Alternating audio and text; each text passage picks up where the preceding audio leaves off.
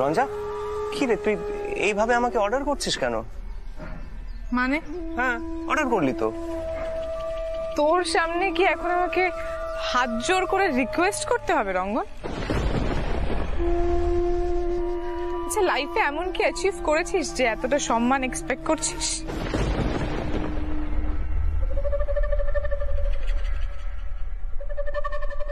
যা গিয়ে ব্যাগটা রেখে দে।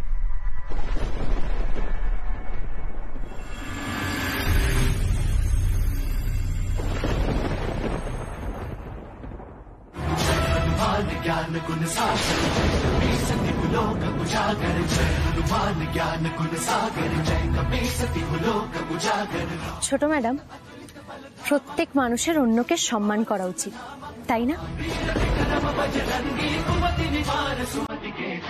তার জন্য কি আবার যোগ্যতা লাগে নাকি?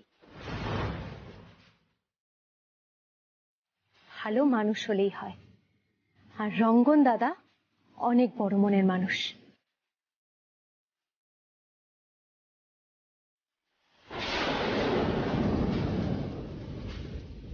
কত মানুষই তো আছে যোগ্যতা থাকা সত্ত্বেও এত ছোট কাজ করে যে তাদের সম্মানটুকু করা যায় না।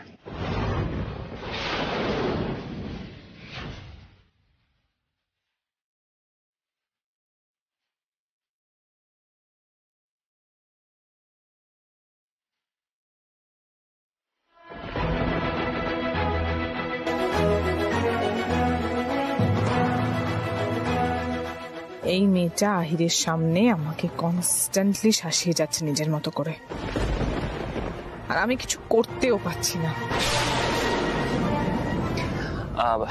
রঞ্জা, কিছু বলছিস না? যে আমাদের এখন বেরোতে হবে, দেরি হচ্ছে। আর শোন রঙ্গন, সব কথার উত্তর দিয়ে সময় নষ্ট করাটা উচিত নয়।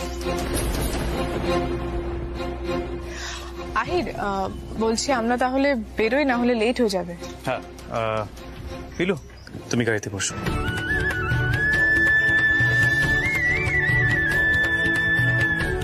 পিলু, অল দ্য বেস্ট। জয় বজরংবলী। আহিরদা, বেস্ট অফ লাক। আহিরদা, best of luck. Thank you, thank you.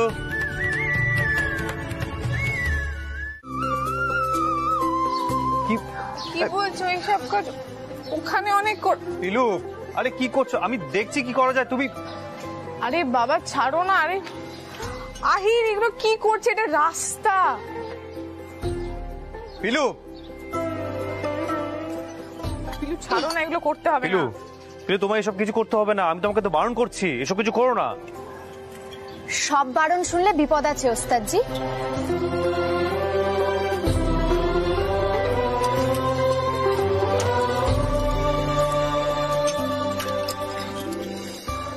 আর তাছাড়া এই মাঝ রাস্তায় আপনি এখন কোথায় পাবেন চাকা সারানোর লোক?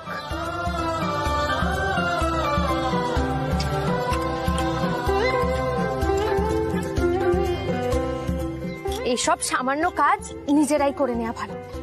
এর জন্য আবার অন্য কারোর উপর কেন নির্ভর হব?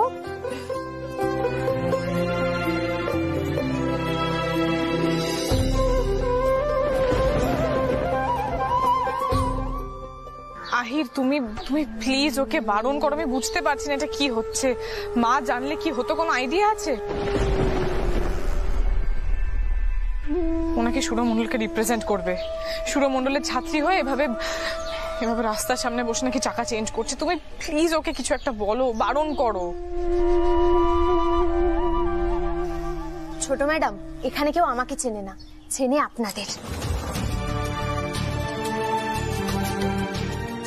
বলে দেবেন আমার নামে কিছু একটা, এতে আবার কি এসে গেল?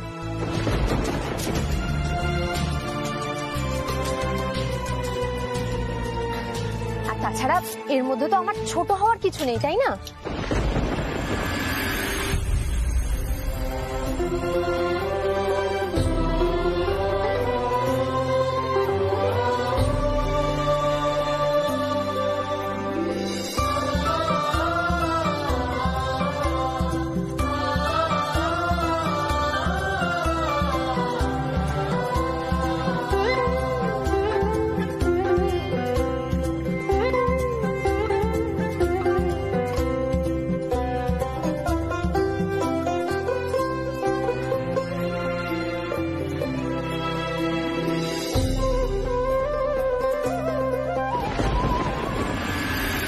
পিলু, কি করছো?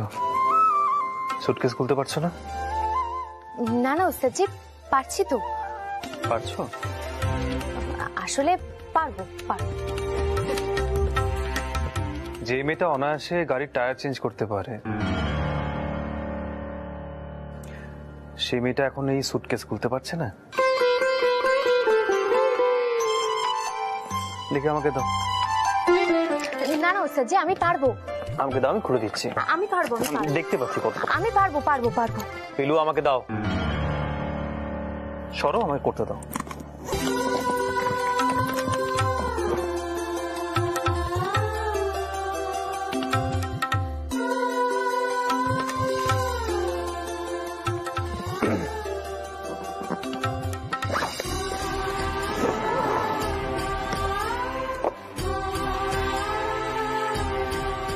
একটু জ্যাম হয়ে গেছিল, তাই খুলছিল না। না,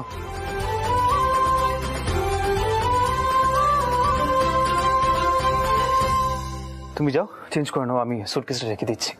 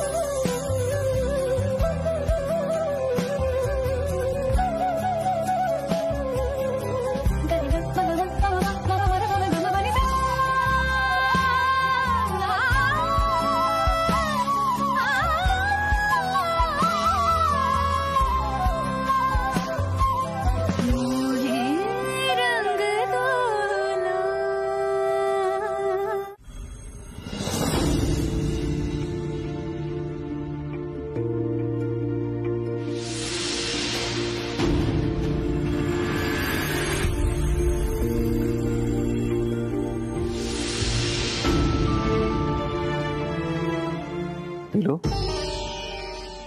কি ভাবছো? গান নিয়ে টেনশন হচ্ছে? আপনি তো পাশে থাকবেন ওস্তাদজি, তাহলে আর ভয় করবে না।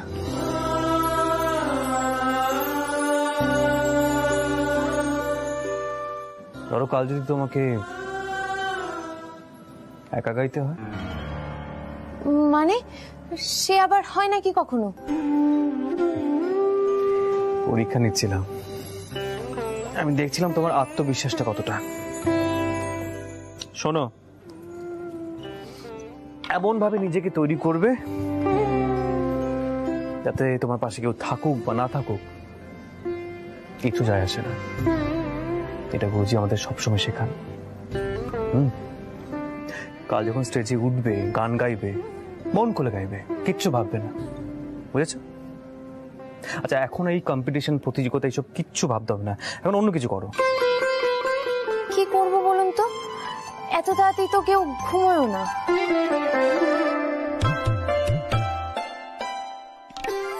টিভি দেখো, ওইটা আমি চালিয়ে দিচ্ছি।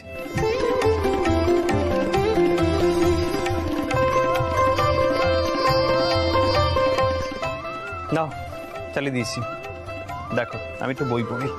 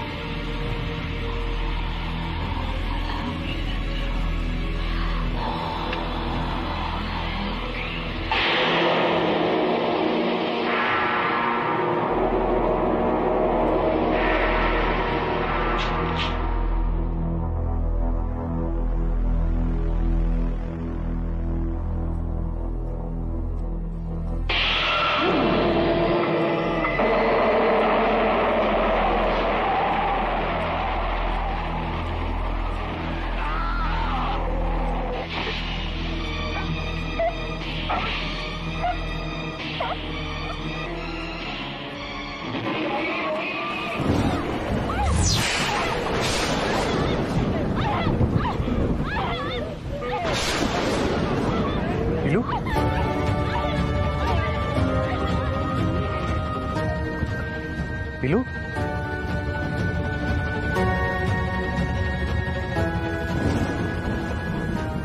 পিলু, আটকে পড়েছেন? মানে আপনি কোথায় আটকে পড়েছেন? পিলু, সেসব উত্তর আমি তোমাকে পরে দেবো। তুমি এখন আমার কথাটা মন দিয়ে শোনো। আজকে তোমাকে দুজনে হয়ে গানটা গাইতে হবে। মানে আমার ক্লাসিক্যাল গানের অংশটা আর তোমার ফোক সং এর অংশটা তোমাকেই গাইতে হবে পিলু। হ্যালো পিলু, তুমি আমার কথা শুনতে পাচ্ছ? হ্যালো। এসব আপনি কি বলছেন কি ওস্তাদজি? আপনার অংশটা আমি গাইবো? এটা কি করে সম্ভব? পিলু, পিলু দেখো, আমি যেখানে আটকে পড়েছি সেখান থেকে অডিটোরিয়ামে পৌঁছতে অনেকটা সময় লেগে যাবে, দেরি হয়ে যাবে পিলু।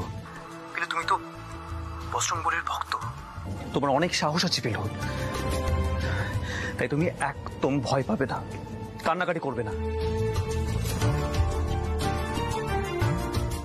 আর এখন যা সিচুয়েশন, এই পুরো পরিস্থিতিটা কিন্তু তোমাকে একাই সামলাতে হবে পিলু। কিন্তু না না পিলু, আর কোনো প্রশ্ন নয়, আমার কথাটা শোনো। তুমি সোজা স্টেজে উঠবে, উঠে বিচারকদের বলবে আজকে যুগলবন্দি তুমি করছো।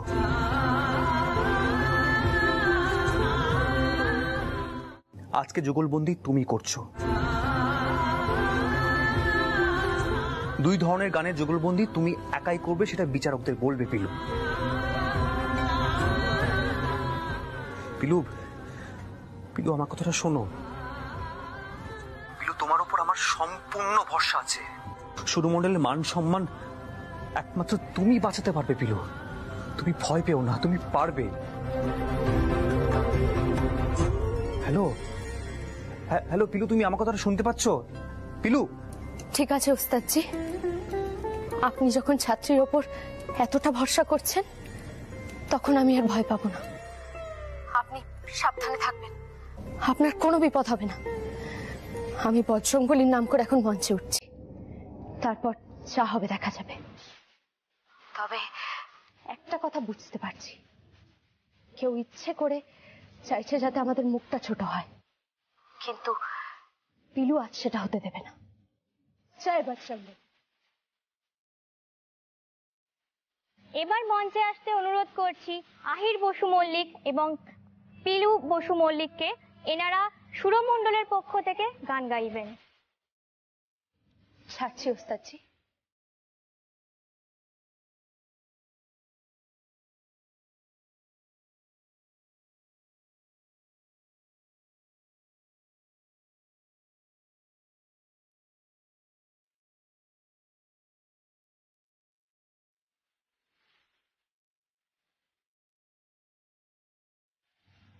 যে এই অন্যায়টা করলো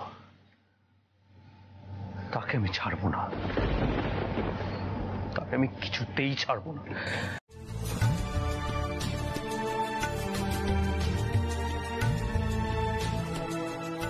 দুই ধরনের গানের যুগলবন্দি তুমি একাই করবে, সেটা বিচারকদের বলবে পিলু। সুরমণ্ডলের মান সম্মান একমাত্র তুমি বাঁচাতে পারবে পিলু। তুমি ভয় পেও না, তুমি পারবে। কি হচ্ছে কিছুই তো বুঝতে পারছি না।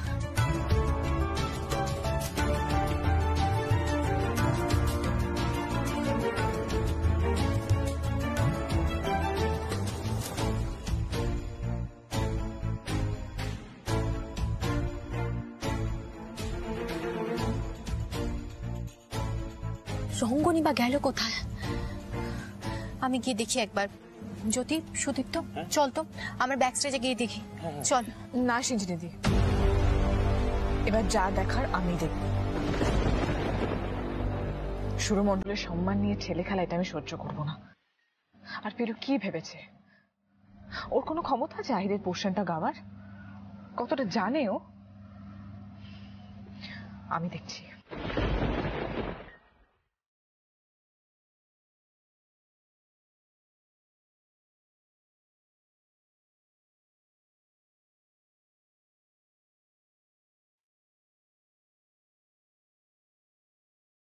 আমি সুরমণ্ডলের গুরু পণ্ডিত আদিত্যনারায়ণ মুখোপাধ্যায়ের মেয়ে রঞ্জিনী মুখোপাধ্যায়। আপনাদের সকলের কাছে আমি সুরমণ্ডলের পক্ষ থেকে ক্ষমা চেয়ে নিচ্ছি। আমাদের এক প্রতিযোগী আহির বসু মল্লিক অসুস্থতার কারণে স্টেজে উপস্থিত হতে পারছেন না।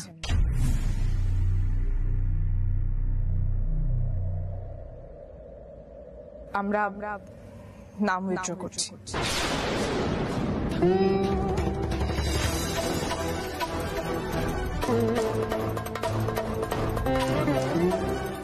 না, বলছেন তো আপনি। তবে ছোট ম্যাডাম, আমার মন গোড়া থেকে বলছিল আপনি চান না আমি ওস্তাদজির সঙ্গেই মঞ্চে দাঁড়িয়ে গান করি।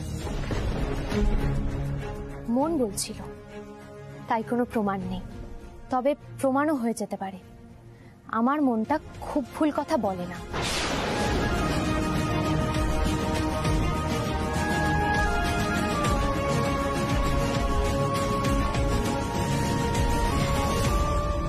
ওকে তো একটা চান্স দেওয়া অবশ্যই উচিত।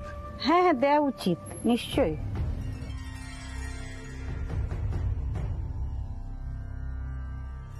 বিচারকরা আপনাকে গান গাওয়ার অনুমতি দিয়েছেন।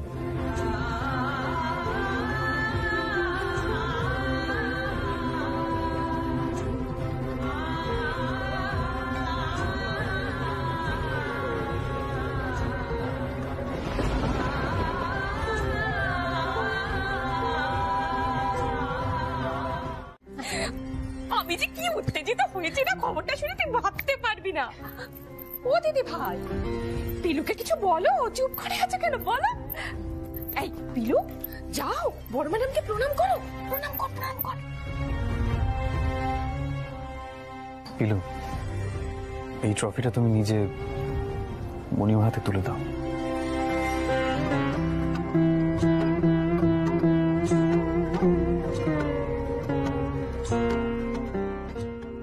যাও।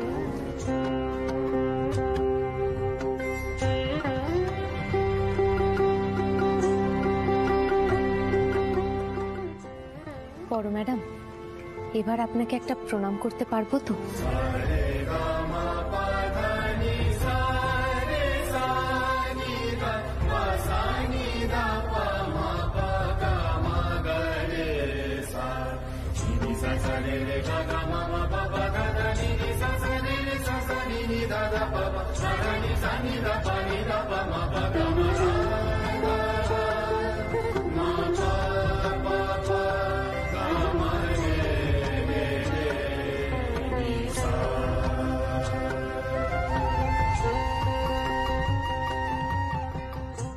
সুরমণ্ডলের এত ভালো ছাত্রীকে আশীর্বাদ করবে না রিজুলা? নিশ্চয় করব। আশীর্বাদ করি এভাবেই সুরমণ্ডলের মুখ উজ্জ্বল করো।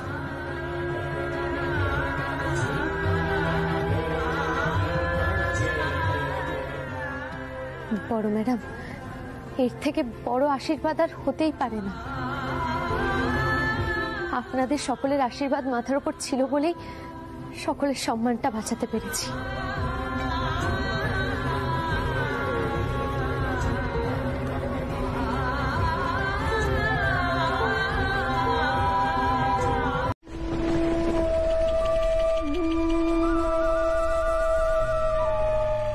গুরুজি, আমি হাত মুখ ধুয়ে আসছি এক্ষুনি।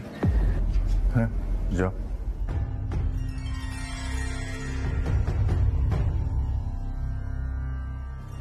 এই সোহিনী, বলছি এরা তো অনেক দূর থেকে ফিরলো, একটু চায়ের ব্যবস্থা করো না।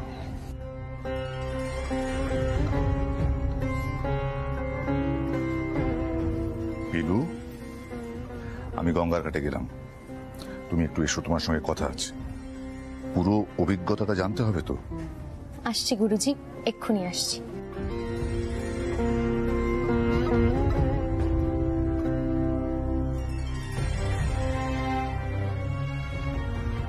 রঞ্জা কোনো কাণ্ড ঘটায়নি তো কলকাতায়? রাত্রে জিজ্ঞেস করতে হবে। সোহিনী, একটু কফি বানা না, বরং দাঁড়া আমি আসছি। ও রঙ্গন দাদা, উস্তাদজিকে তখন সবাই জিজ্ঞেস করবেন উনি কেন গান করতে পারলেন না, আর তখন উস্তাদজি কি উত্তর দেবেন? আচ্ছা আচ্ছা তুমি বলো তো, তুমি গানের মধ্যে ওস্তাদজিকে নিয়ে হলে পৌঁছলে কি করে? না মানে পিলু, আমি যখন আহিতদাকে ফোন করলাম, আহিতদা তখনই আমাকে লোকেশন শেয়ার করলো। তারপর ওখানে গিয়ে দেখলাম যে বাইরে থেকে দরজাটা বন্ধ কোন একটা ফ্ল্যাটে, আর সেটা কার ফ্ল্যাট আমি ঠিক বুঝতে পারলাম না। তাছাড়া খোঁজ করার তো টাইম ছিল না। পিলু, এভাবে ঘরে বসে থাকলে যে হবে না, আপনি নিচে চলুন। ওস্তাদজি কেন গানের প্রতিযোগিতায় পৌঁছতে পারেননি সেই কারণটা গিয়ে গুরুজিকে বলুন। চলুন। আমার শরীরটা ভালো লাগছে না, খুব মাথা যন্ত্রণা করছে, আমি একটু রেস্ট নিতে চাই।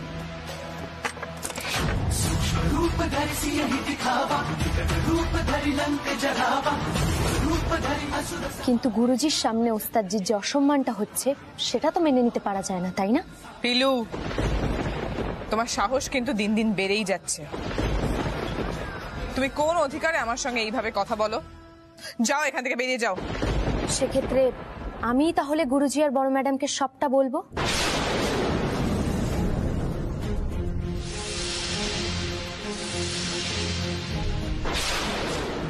আপনি যে কত বড় ষড়যন্ত্র করেছিলেন আমার বিরুদ্ধে সেটা তো আর গুরুজি জানেন না, তাই না? তাহলে আমি সবটা বলবো। শাসাচ্ছ?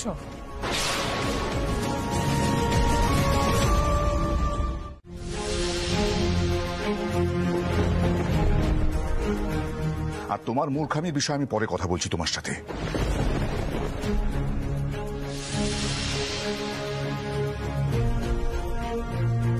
আগে বলো, তুমি আহিরকে ডাকার পর কি হলো? আহির আটকা পড়লো কিভাবে?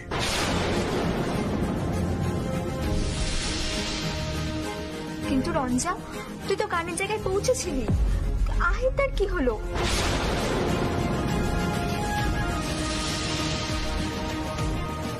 আহিরদা কিভাবে আটকে পড়লো?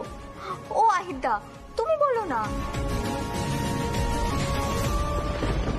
ফ্ল্যাটের দরজার লকটা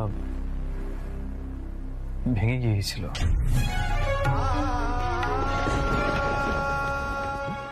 তখন রঙ্গন এসে বাকি সবটা ব্যবস্থা করে আর আমাকে ওখান থেকে নিয়ে যায়।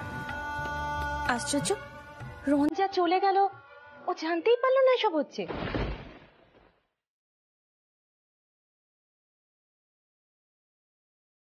ছোট ম্যাডাম বোধহয় অতটা বুঝে উঠতে পারেননি, তাই না? চাকগে কাকিমণি, গুরুজির কফিটা ঠান্ডা হয়ে যাচ্ছে। গুরুজি, আপনি আগে কফিটা খেয়ে নিন। না না পিলু, কফিটা খাবো কি করে আমি?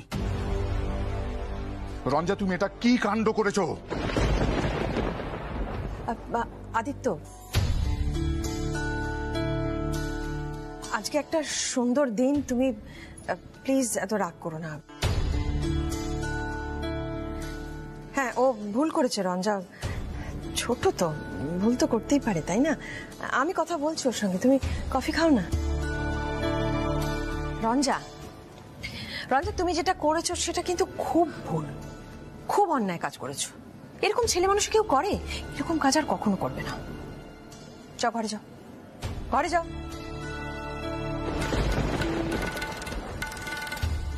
রঙ্গন। হ্যাঁ জেম্মা। আরে এই যে কত হই হুল্লোড় করবে, কত আনন্দ করবে বললে, কি সব প্ল্যান করবে, করো, কিছু তো করছো না।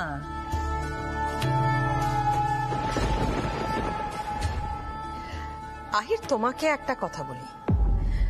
হ্যাঁ, রঞ্জা যেটা করেছে সেটা তো সত্যি খুব অন্যায় কাজ করেছে, তার জন্য আমি ওকে যা বলার, যা বোঝানো সেটা বোঝাবো, কিন্তু তুমিও না এটা নিয়ে আর আলোচনা করো না। মানে তোমার গুরুজিকে তো চেনো তুমি, উনি শুধু শুধু এটা নিয়ে কষ্ট পাবেন, চিন্তা করবেন। হ্যাঁ রঙ্গন, প্ল্যানটা করে ফেলো। হ্যাঁ, আমি দেখি একটু রঞ্জার সাথে কথা বলে আসি।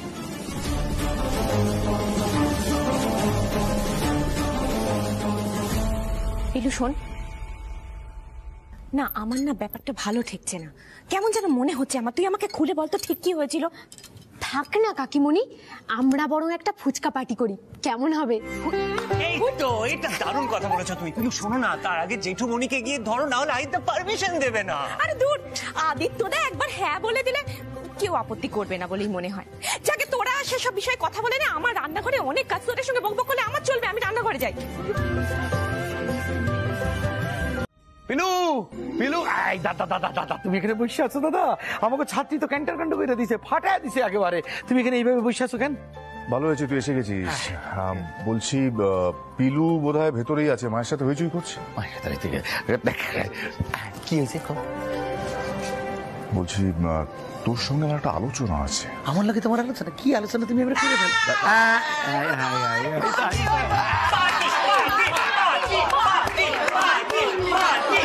তাই তো কই যে আমার মাথা ঠাকুরা নিয়ে এর মধ্যে গেল কোথায়? কাকা বাবু, হ্যাঁ, আমাদের একটা আর্জি আছে। আমার লোকে না, সবার কাছে। না না, এই পুরো দলবল এলো কখন? তাই তো। গুরুজি, পিলু এত বড় একটা কাণ্ড করলো, আর আমরা আসবো না? পিলু বলো না জেঠুমনিকে।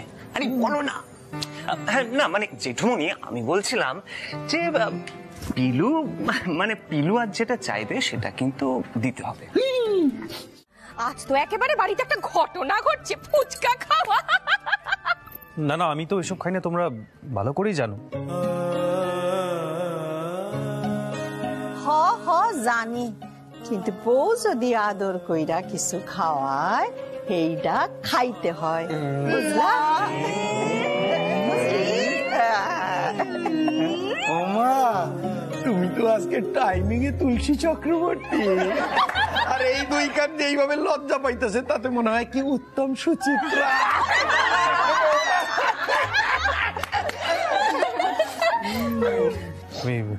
আমি আসছি।